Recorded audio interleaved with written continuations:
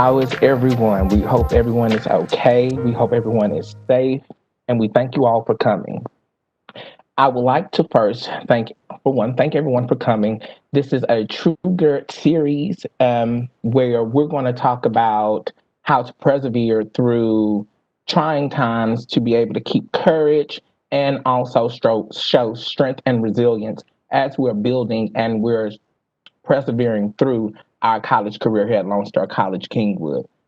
First, I would like to thank all of our participants for today. We have our introduction of speaker, Ms. Donna Washington. She is our career services manager here on the campus. We would like to thank our panelists, which is Dr. Brandolyn Jones, Miss Roycelyn Bastian, and also Miss Maria Pickett, and also our featured guest, Mr. Jonathan Martin. And so we're going to get our program started off and go ahead and take it away. Donna. Thank you, Kameron.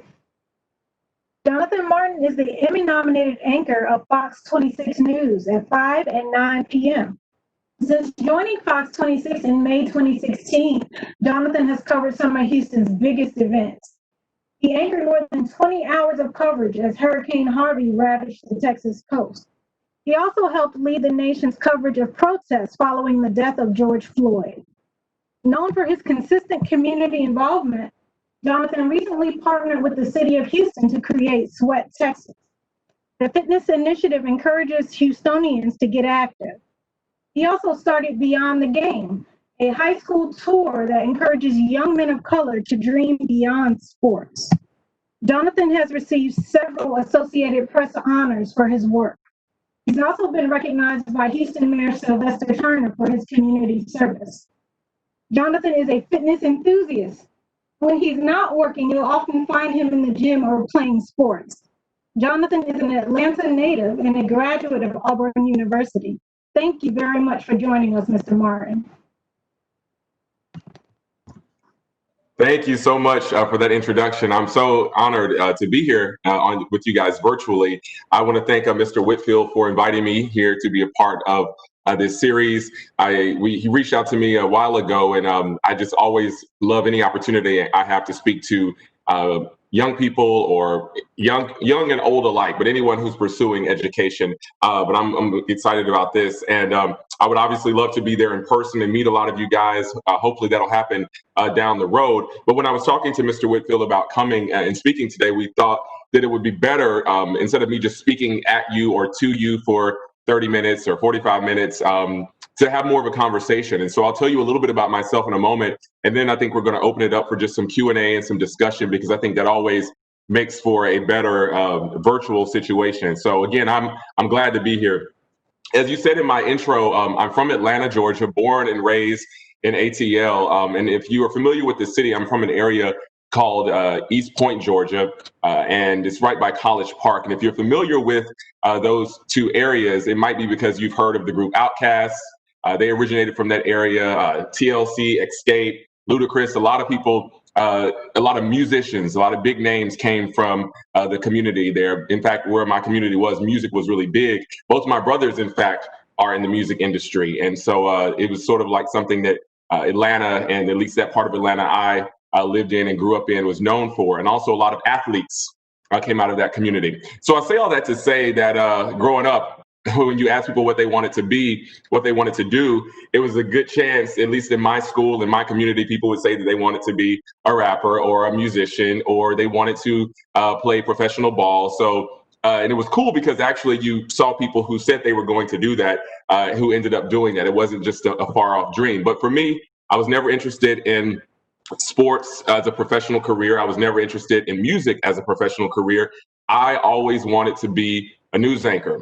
From the time I was probably 7 or 8 years old, I was in first or second grade. I remember I wanted to be a news anchor. I was obsessed with the news. I would come home, my brothers and I have two brothers, I'm the middle child, and we would all come home and fight over the remote control on the big television because I wanted to watch the news at 5 o'clock and 6 o'clock. And they were like, what first or second grader or some young boy wants to watch the news? They wanted to obviously watch things that young boys did, like cartoons, but I was always fascinated with current events. I was fascinated with just the production and just knowing what's going on. And my parents said I always could talk and love to ask questions. So I felt like being a news anchor was something that was right up my alley. I wanted to do that. That being said, like I said, most people in my community, they were doing other things. Their goals were doing something far from being a news anchor or being in journalism. So when I would tell people that, even some of my teachers, they would look at me like, yeah, okay, you want to be a news anchor?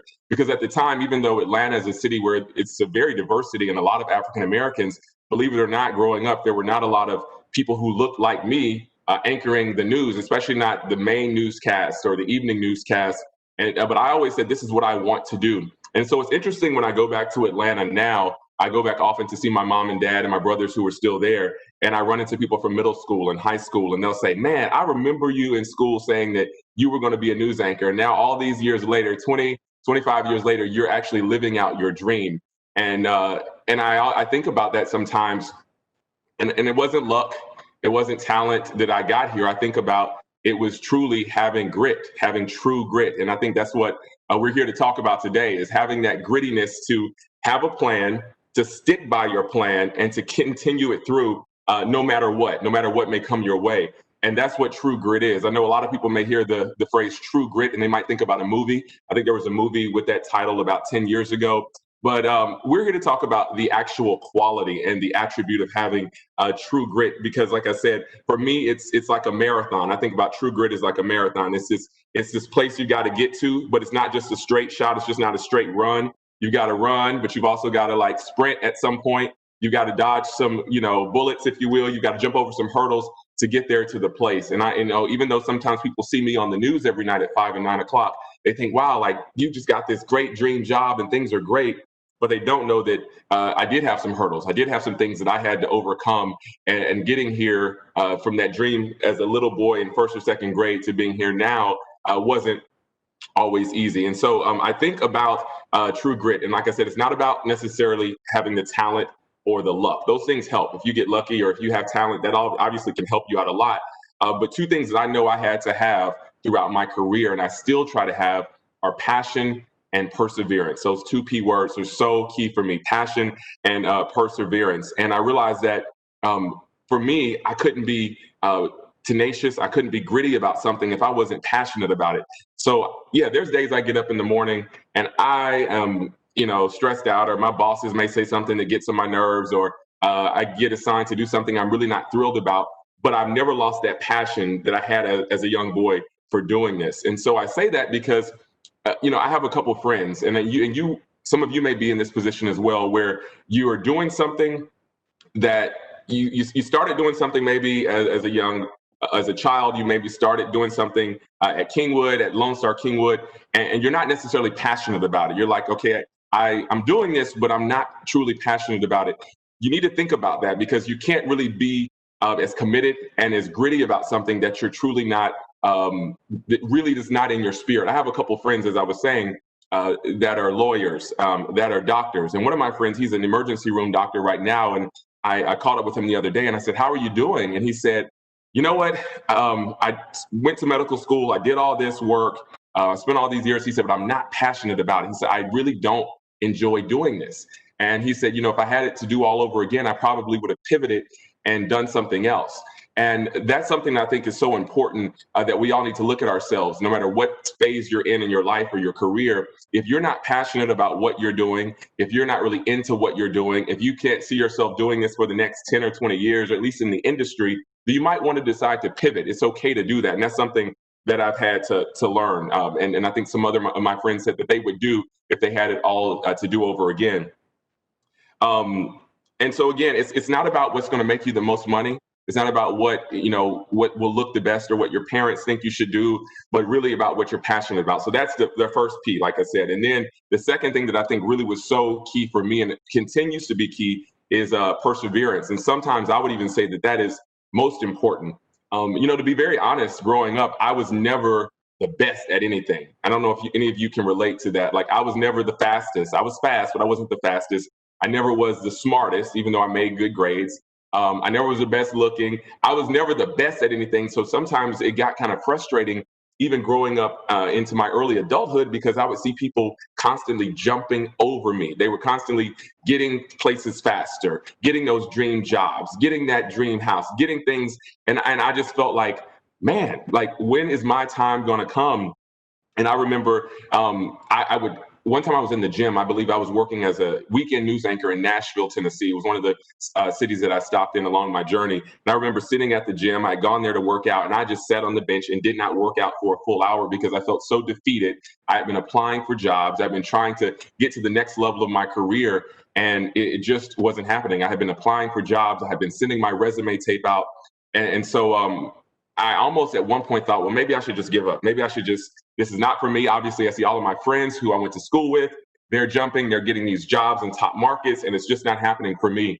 But I had to really have a talk with myself and a talk with God and really say, Jonathan, what are you not doing to work to better yourself and to polish up what you can polish about yourself, about your game, if you will?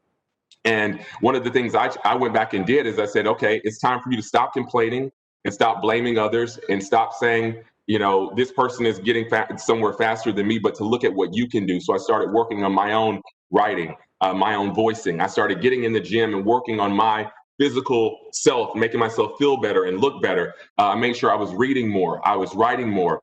And so for all of you watching today, I think that's something that is so important that you can ask yourself, where you are right now, are you doing what you can, even in the midst of this pandemic when a lot of things are limited, you can't live like you normally would live. Are you doing what you can do right now to polish your product? So when a job opportunity comes, when a phone call comes, you're ready for that opportunity.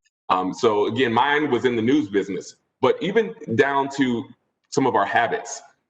Being punctual, that's something I've had to work on. Like, okay, you got to work on being punctual and doing things, you know, having a reputation and name about yourself. So when your name comes up in a room or when your name comes up for a job, that people can say, look, I know this guy is solid. He has a great reputation. He's going to be here. He's going to be committed. So I just want to encourage all of you all to do that. Think about ways that you can continue to work on what you're doing right now while you're waiting, because I know that's one of the hardest places in our life to be, is to be waiting on something to happen. The good news is that after I did all of that, I don't think it was luck. I think it was certainly what I needed to do. I ended up getting a job offer to work for a network, and I ended up quadrupling my salary just literally months later. But it was after I did some of the work to better some of the things that I needed to better within myself to get to that next level. And then, of course, I worked there for a couple of years, and the job in Houston came open as well. So I really preach that a lot, is that perseverance. You gotta stop blaming others. You gotta stop blaming the situation. I know a lot of you may not have been brought up in the best situations. You may not have the financial means that some other people have, but what can you do personally right now in this space and in this place to better yourself? So that's really important. Staying gritty and not quitting, but also deciding how you're going to get better. So I have some of these notes here. So what I could also say that is important is actually doing the work. You know, I could tell you stories right now about Oprah Winfrey, or I could tell you stories about Tyler Perry and some of these people who grew up poor and, you know, had it hard, and now they're millionaires and billionaires. I think it just was announced the other day that Tyler Perry is now a billionaire. And, you know, those stories, you know, a lot of them are very different, and everyone is not going to reach that status. Of course, most of us are not going to reach that status. But one of the things I think is interesting when you read some of those stories about some of those people who've had successes coming from really, really humble beginnings, is that they never lost sight of what they wanted to do. They had their eyes on something. And just like I told you guys, I told you at the beginning of this, that when I was in first grade or second grade, I wanted to be a news anchor. Having a plan, having my sight set on something is what really saved me from a lot of situations. Certain things that paths that I was going to go down, I'm like, no, that's not in line with my goal. So, for example, when I was in college, I know how it is. You all are in school, and sometimes you got all these options, you got all these opportunities. People say you got all these majors, you got all these certifications you can get, but that's fine. It's great to have options, but you need to be focused on what it is you truly think you want to do, so you can be committed and really gritty about that thing. So for me, I didn't say I want to go into the industry, the media industry. That could mean a lot of things. That could be a writer, a producer, a camera guy. It could be a manager. I was very specific about I want to be a news anchor. And so a lot of decisions that I made, a lot of classes that I took, a lot of people that I connected with were very intentional because it got me to the place I want to get to. So I would just encourage all of you, as you're trying to get to that next place and overcome some of those obstacles, look at the things in your life, look at the people in your life, look at the places that you're going, look at the things that you're studying, the classes that you're taking, and are they helping you get to that ultimate goal of what you want to do? I know some of you may not know exactly what you want to do, and that's okay. But if you do have an idea of what you want to do, be very intentional about that. And so those are the key things for me. Like I said, the passion you got to have. Ask yourself, are you really passionate about what you're doing? The perseverance. And then again, kind of as a subcategory to that is having the focus and being focused on that. So that's what I really wanted to drive home today. I didn't want to preach or anything like that, but I can tell you that those things have really helped me in my career. A lot of my dreams I've seen come true because I've been really just gritty and tenacious about moving forward and when obstacles come my way, because I've certainly had a few obstacles and a few stumbling blocks, if you will, along the way. I've had rejection. Like I said, I've applied for jobs where I thought I had it in the bag, and you get a call. It's like, nope, we're going with someone else, or we don't think you're the right person for this job. So I've been there. I've dealt with the rejection and kind of feeling that I wasn't good enough or worthy enough, but I never stopped. And I think that's why I am where I am right now. So I'll turn it back over to you, Kameron.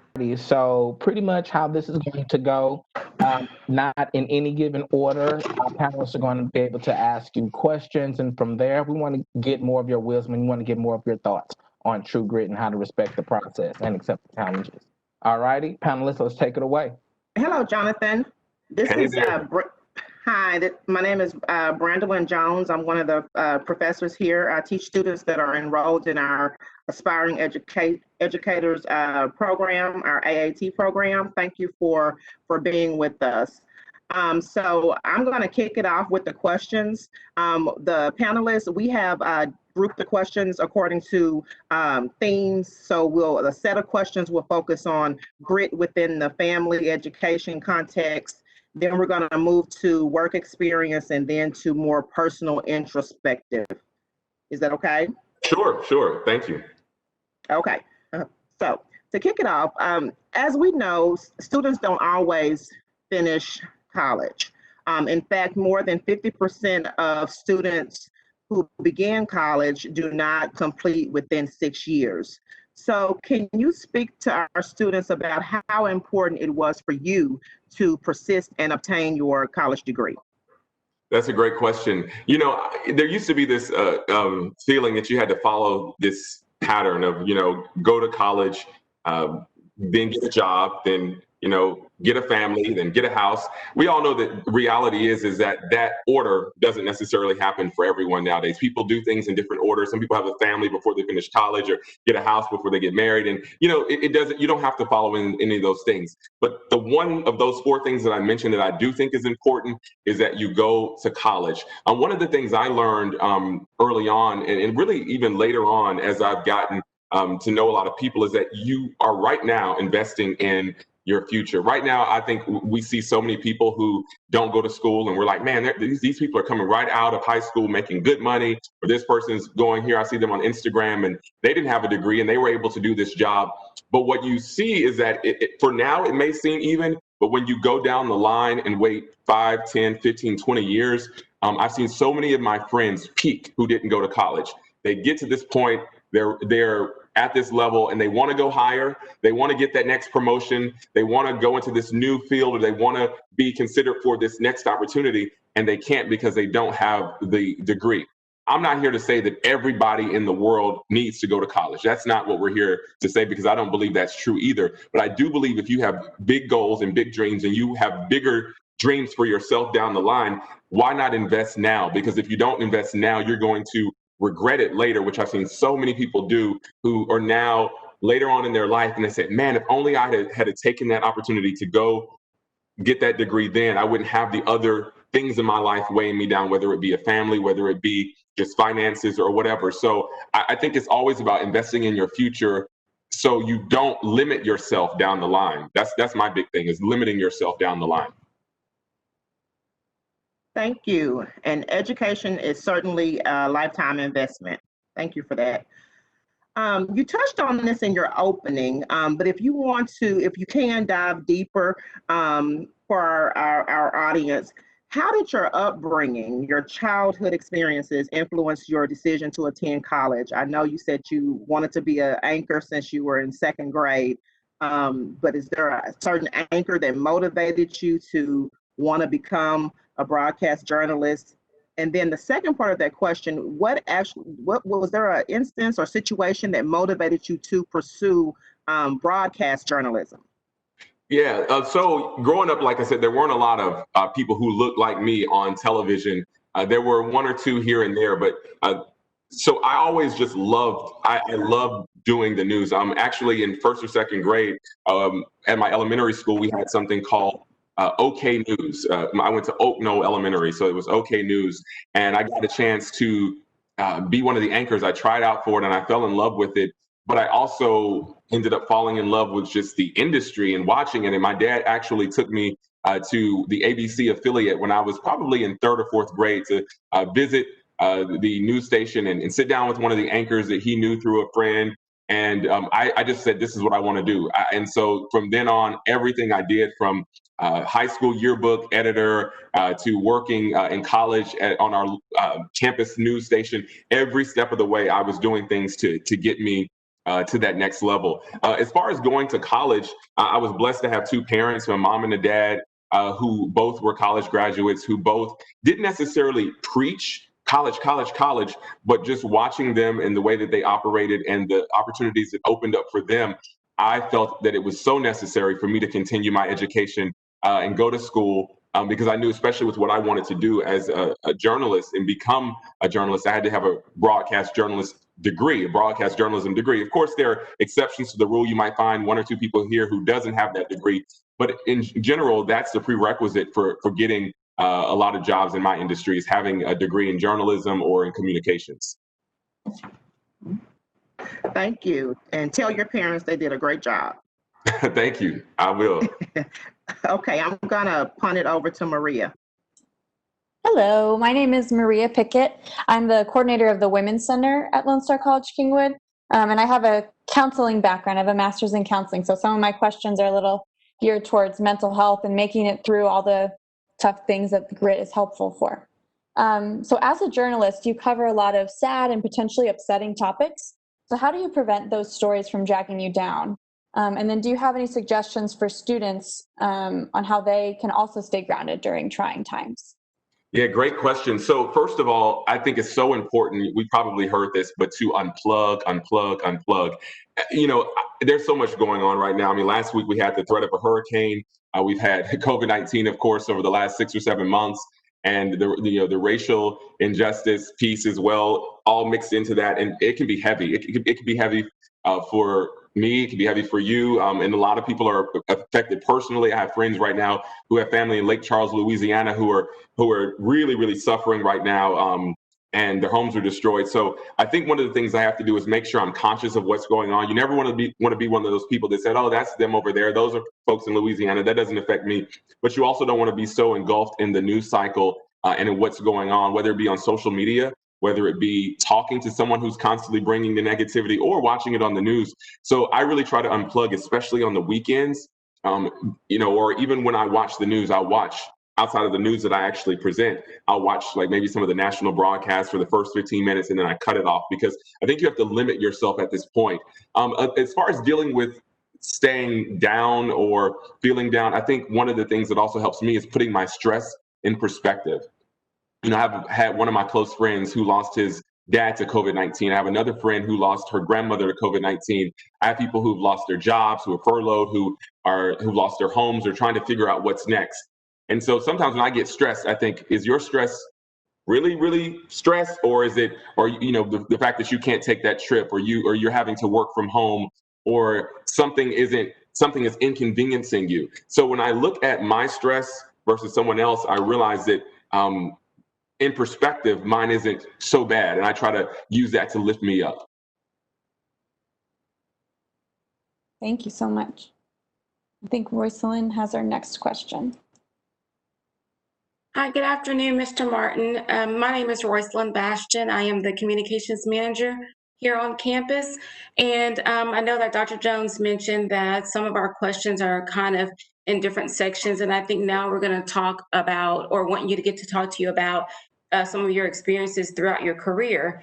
And just as a side note, I also have a background in journalism, but mine's more in print and Okay. not broadcast. So I'm pretty excited to hear the journey, you know, that you've gone through, to see if it kind of mirrors what I went through just as a print journalist. But could you kind of discuss the different roles you've held prior to becoming an anchor? Sure. So you probably know this, you know, working in the journalism field, people think that you just get this dream job and you work in Houston or Atlanta or Chicago or these big cities. But typically you start out in some small newsroom. I don't know if you started, I don't know where your career started. Yes, very small. You start in a small town because you have to get that experience. You have to make those mistakes. So you end up starting in some small place, making very little money, but it's all to get to the place that you are hoping to get to down the line. So I started my career working in Augusta, Georgia. And a lot of people may be familiar with Augusta because it's where the big Masters tournament is played every year. It's also the home of James Brown. I actually got to interview James Brown. People ask me, who's the biggest celebrity you've ever interviewed? I say James Brown. He's no longer with us, but getting to talk to somebody who's just an icon like that multiple times, I have those pictures and I just cherish them forever. But anyway, I say that to say Augusta was my where I started. Then I went to Nashville. I worked in New Orleans, worked a couple of different places, and made my way to Houston. So it really was one of those things where you work your way up. And I didn't start as an anchor. Like, I'm the anchor of the 5 and 9 o'clock news here, but you start off generally cutting your teeth as a reporter, learning those skills of writing, learning the live shot, going live, being able to speak off the cuff, and getting better and better. And so it took me at least, I'd say, about 9 or 10 years before I was able to get the anchor job, sitting on the anchor desk, which is seen as a step up. So it definitely is a journey, and it's one you have to really be willing to walk through, because a lot of people, they don't want to take the time. They want that immediate gratification. I want to be this top position today, but you got to work through it. And it comes with a lot of moving and changing and politics. It's a lot of it. So I'm sure you know that. Yes, so and that's kind of a nice segue into the next question. You mentioned that you probably had to do a lot of moving around to get the different positions that landed you your dream job as being an anchor. But just kind of discuss some of the other sacrifices that you had to make and some of the challenges that you had to overcome in order to get to this position. I mean, I know you said you moved from city to city, and I would imagine you lost time with family and friends, and you couldn't really experience some of the different events or anything that you'd want to do because you were constantly focused on becoming an anchor. So can you just kind of discuss some of the sacrifices that you've made? Yeah, sure. It is sort of an interesting thing when everyone is celebrating Christmas or Thanksgiving, Yes. and you're in Augusta, Georgia, or you're in Nashville, Tennessee, and your family's back in Atlanta. So you know this, working in print and working in journalism, that a lot of times you're not with your family because while everyone else is off for the holiday, the news is still going on. There's still news happening. In fact, sometimes when everybody's together for the holidays, that's when all hell breaks loose, when people start fighting and fires happen and things happen. So it's interesting because sometimes the holidays are very busy days in the news. So I've missed many a holiday with my family. I have, like I said, had to move while some of my friends were able to just graduate high school, go to college, and then just stay in the same city and work their way up. I had to move around because the thing about it is that the bigger the market, like a Houston or an Atlanta or Chicago or New York, the more experience they want. They want you to have the experience. So I made the sacrifices, but it's great when you paid your dues, if you will. A lot of people will talk about paying your dues. When you pay your dues and then get to that sweet spot later on, it's all worth it. Okay, Dr. Jones, I'll kick it back to you. Okay, thank you, Roycelyn. So Jonathan, I know you covered the protests following the death of George Floyd. And since that time, the realities of anti-Black racism in America has taken center stage once again. I know firsthand as an African-American educator that African-American students are less likely to graduate college when compared to their peers of other races and ethnicities. So my question is, as a Black student at Auburn University, which is a predominantly white institution, how did you use grit to navigate that space successfully? Okay, thanks. So yeah, I went to Auburn University. If you don't know where that is, it's in Alabama. We're like, you may have heard about the rivalry with Alabama and Auburn, but it's in Alabama. It's about 2 hours outside of Atlanta, actually. So I wasn't too far from home in college. So I went there. I was able to get some scholarship money, and they had a journalism program that I liked, and so I was able to get away from school. But it was an interesting get away from home, I should say, because I went to a place where there were 23,000 students. So it's a big school. You think about University of Texas, or something like that, a huge school, but the percentage of African Americans was this much. It was very, very. So we all knew each other. And I had a interesting issue with race. Really, my first day before college even started, before classes started. So I was moving to Auburn. I didn't really know anybody personally, and so I was rooming with this guy. His name was Andy. And back then we didn't have FaceTime, so you just call somebody. And so we were calling each other. We were matched up as roommates. And he said, hey, you bring the microwave, and I'll bring this or that. And we were talking. We were so excited to move in as roommates together, because it was like, hey, it's like your first friend in college. Well, I get there first. I have my stuff ready, and I'm like, yeah, I can't wait to meet this guy. We've been talking on the phone. I get there, and I open the door, and his mouth drops, and so does his mom's, because they, I guess, assumed I was a white guy. They thought I was, and just about a day and a half later, he had moved out. And it was my first real issue and experience with racism. This guy who was so excited to meet me and talk to me and hang with me, once he realized I was Black, he wasn't comfortable with a Black roommate. And my parents, I remember calling them, and I just blew it off and said, you know what, I'm cool. I'll have a room to myself. No big deal. And that was the blessing in it. I ended up having a room my freshman year to myself because he moved out. But I didn't realize how much hurt and pain that caused until I thought about it later, the racism. There were also a couple of other incidents with blackface. I remember at a Halloween party that actually made kind of national news back when I was in college, some guys dressing up in blackface. So there were a lot of incidents with direct racism that I encountered. And growing up in Atlanta, where you're in a Black city, if you will, you don't get as much of that in your face, right? It's not as in your face. I'll just say that. But when you go to college and you're around predominantly white people or people who don't look like you, it became very, very apparent and almost overt in some ways. But I say that to say, I never let it stop me. I made sure that in every space, in every place that I could be, I showed up. I was a part of organizations. I tried out for things. I went out for things.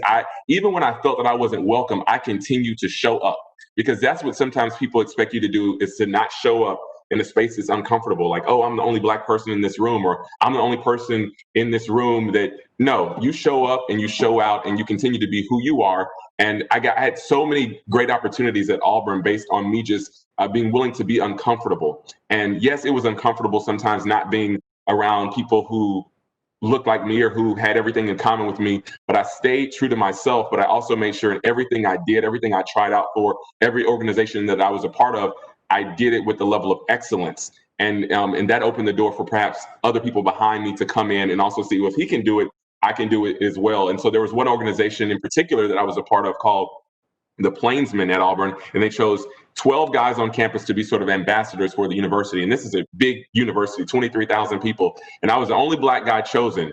But I made sure that when I was there and among all these people who didn't look like me, that I was on time, that I was doing what I needed to do.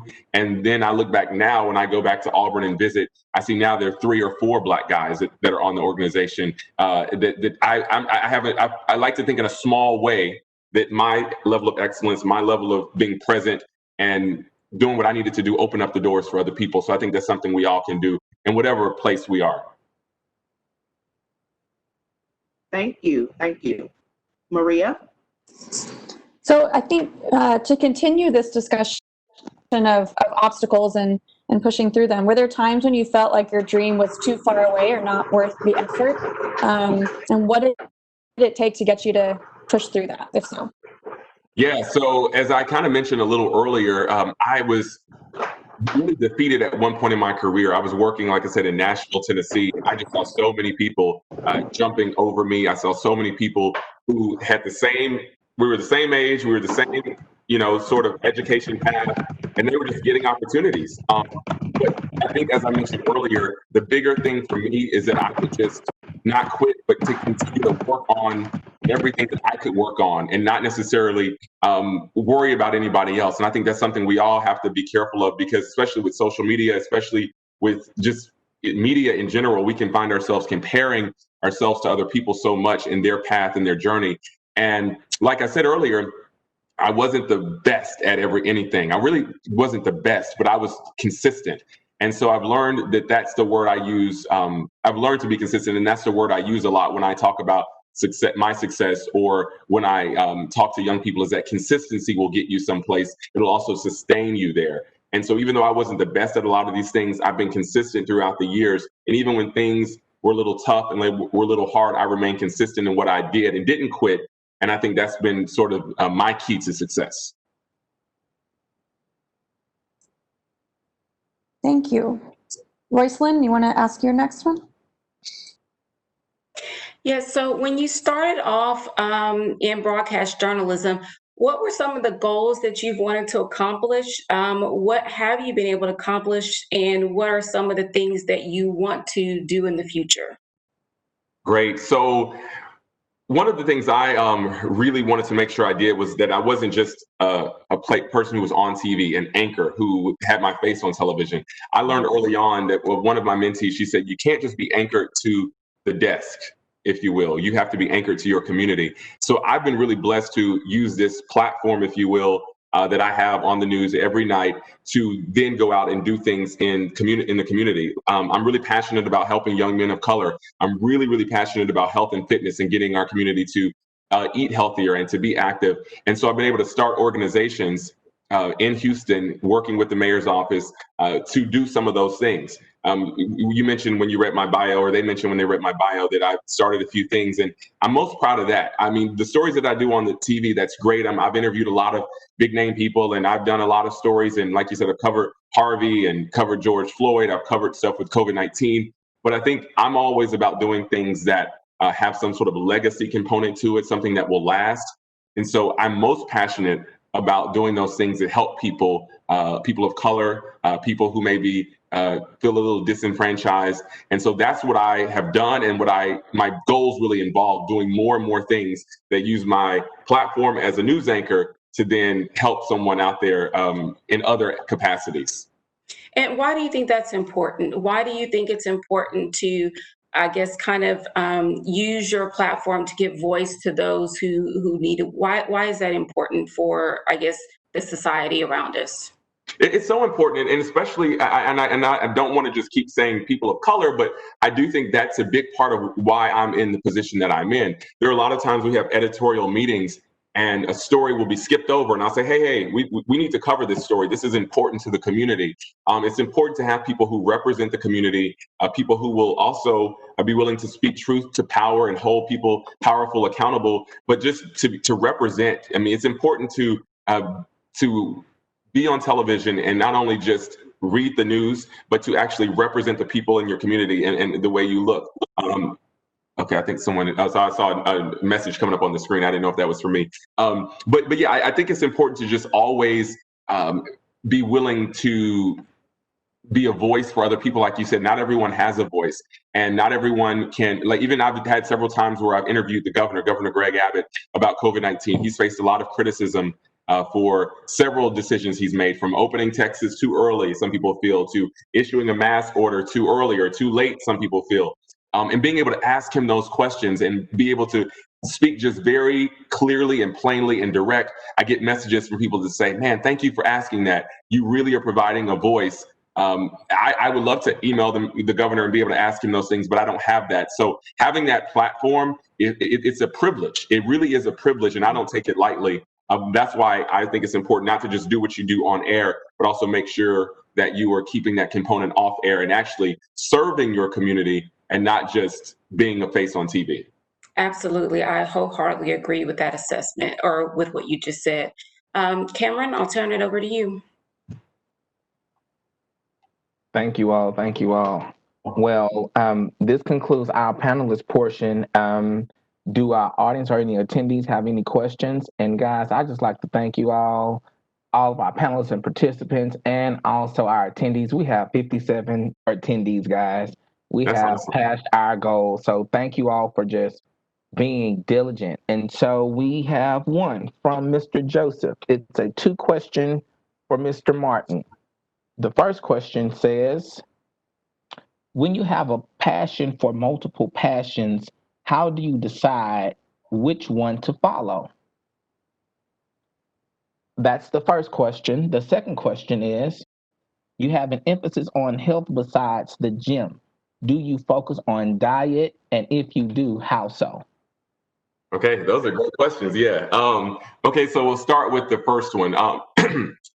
Passion is something that I think we all have. We it's okay to. One thing I'll say is that I'm passionate about a lot of things. Like I said, I'm passionate about helping young men. I'm passionate about journalism. I'm passionate about fitness, as you heard. But at the end of the day, I also had to look at, when it comes to a career, what do I really? So you can be passionate about a lot of things. You can be passionate about sports, or be passionate about anything. I mean, there's a lot of things you can be passionate about, but you have to decide, what is it that I think I can actually earn a living at and make a career out of? And what I do is I realized that journalism was that thing for me. And I used what I have now. Like I said, I'm a journalist now. That's my job. That's what pays me every 2 weeks. That's my job. But I still can use that extra time or use that platform to be engaged in other things that I'm still passionate about. I love to travel. That's another big thing for me. I still travel. So it doesn't mean that just because I'm a news anchor that I can't do other things. And one of the things that I say all the time when I do interviews, people ask me about, how do you do all these different things? Because I love a lot of different things. I said it's okay to have multiple layers. I think God made us to be multi-layered. We don't have to be one thing. It used to be back in maybe our parents' or grandparents' generation. You were a school teacher and that's all you needed to do. And even back when I remember I started as a news anchor, it was like, you are a news anchor. You can't be doing this and fitness and posting about this. Now people want to see those layers. They want to see you be a real person. And when you go in for job interviews, people ask you that now. They're like, okay, you're a mom. Okay, that's great. You're applying for this job, but what else are you? What else can you do? So it's okay to explore those things, but just also never remember where your focus should be when it comes to earning a living. And the second question was about fitness. Okay, so I'm really big into fitness. I've been working out. I played sports growing up, and I work out usually 4 to 5 days a week. I worked out today before I got on this Zoom, on the WebEx as well. I'm really disciplined and diligent about my workouts, but also diet is key. And I always tell people that diet is usually 75% of it. And I know it's hard during quarantine to stay lean. But yeah, I really try to watch what I'm eating. I'm not vegetarian, I'm not vegan, but I do watch what I put into my body. And I think that's key. I think if you can get the diet under control, the rest of it will be easier. Thank you. Okay, we're on to our next question. It's from Miss Chloe. She wants to know, what made you decide on Houston? And also, have you ever been to the museum in Washington, D.C.? So I love Houston, but interesting enough, it wasn't necessarily on my radar early on. I thought that my path was going to be, I was going to go to these cities. I was going to come right back to Atlanta. But I got a call about the opportunity in Houston a few years ago. I've been here 4 years, so it was about 4.5 years ago. I thought, I don't know, I have a friend or two in Houston. I've heard good things. I don't really know much about Houston because, Houston is such a great city. I tell people that all the time, but we don't have that attraction. Like, you think about certain cities and they have that big thing that gets people to come to it. But a lot of people just don't visit Houston randomly unless you know someone here. So I was just kind of, I don't know about Houston, but I actually came here. I got to, interview here, meet a lot of people here, drive around the city. And I thought, wow, this could be a really great opportunity. And I know everyone talks about the diversity, but that was so key for me, really seeing people who look like me and people who didn't look like me. I thought it was really important to be around a city where I was like, you know what, this feels right. And so it was between actually Houston, and I had a job offer in Orlando. And I really just felt like, nah, even though Orlando may be the city where, like I said, that has all these attractions that people think is you think of Disney, you think about the theme parks. But I said, in terms of living and in terms of like a city that I feel like fits me, Houston was it. So yeah, that's the answer about Houston. I had those 2 job opportunities. And what was the second question? I think you may be muted. Have you ever made it to the museum in DC? The museum in DC, you know what? I have not actually. I was supposed to go at one point. This was probably a couple years ago, and it was closed for some reason when I was in DC the day I went. So I've not been, but I'm looking forward to going. I have several friends who've gone, and they've also had different events there, different like receptions and things like that. So I look forward to going. All righty, Miss Vicky, she has a question. It says, Jonathan, you mentioned that you found your voice as a journalist. What advice do you have for someone who does not have a voice or who have not found their voice? Thank you, Miss Vicky, for that question. Wow, that's a really good question. And I'm trying to think about how I say it without. I think it's just you have to find avenues to speak up and realize that everyone has a platform. A lot of people think that you have to have be on television. You have to have 20, 30,000 followers on social media. But we all have a voice within a community, even whether it's your church, whether it's your 200 followers that you have, you can be a voice within that community. And I'm very big on that. I don't feel like I always have to necessarily speak up and say something to the masses all the time. There's certain times I just do that within a certain circle of mine. So I would say start there. Start by being a voice in a smaller space and building from there. And whether it be being more comfortable speaking in an open space. But like you said, not everyone's going to be on TV. And I get that. Not everyone's going to be able to have a voice or have a huge platform. But look at the space that you already have. And are you actually utilizing that forum to be a voice? And start there. And I think that's at least a good launching pad. And our final question from Miss Lynn. She says, Mr. Martin, how are you able to establish connections and networks to get where you are now? To clarify, how can I, as in Miss Lynn, achieve her goals, as she's always feels that she is not doing enough to make sure that she gets in terms of engaging with the real world? Awesome. I think that's a really good question. And we all know that sometimes a degree is great. Having 10 internships is great. But at the end of the day, it's who you know in most businesses. It's who you know and who you're connected with. For me, I'm not the most outgoing person. I mean, I'm somewhere in the middle. And in some ways, I'm a little pulled back and reserved and shy in some capacity. But one of the things I had to do, as I said earlier, even when I was at Auburn, I had to force myself to be in some uncomfortable situations, and I had to show up. That's a big thing. Sometimes you show up for an event. Sometimes you show up for even what you all are doing right now. You're showing up, and some of you probably didn't have to be on this, but showing up is a big part of it. And meeting people, and also just being assertive and taking initiative to speak to people and to reach out to people. I've reached out to people before to ask for tips or for help or for critiques, and you may reach out to 10 people and only one of them might respond, but it's worth it to do that, because that one person may be a person that will be a mentor or be someone who can help you in your career for years to come. So I would just say to look at the opportunities that you have. Obviously, COVID-19 is kind of hindering a lot of that now, but when things get back to normal, are you showing up to places, or are you waiting on someone to invite you? Sometimes it's your job to look at things that are available, look at things that are going on in the city. I tell some of my young mentees and interns that I said, don't wait for news to come to you. You go out and you look for news and ask people what's going on and take that initiative. Great. Well, Mr. Martin, you have been a complete blessing to us on today, and we thank you for everything that you have taught us about true grit, facing the challenges and respecting the process, and also those 3 tidbits of having passion, perseverance, and maintaining the focus. So we really thank you for the jewels that you have dropped on us today, and we want you to have the best weekend you can ever. And get back. I know you have a lot of things going on, and good luck to your set today at 5 o'clock on the news.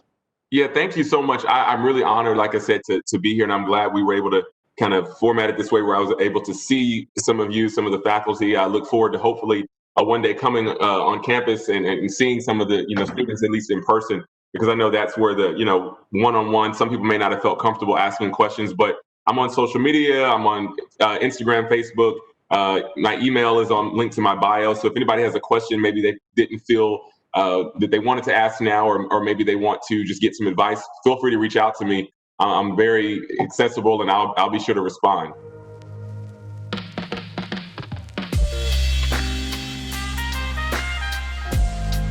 Be sure to follow us on social media at Facebook, Twitter, and Instagram. Like this video, leave a comment, and hit that subscribe button to be notified about our latest content.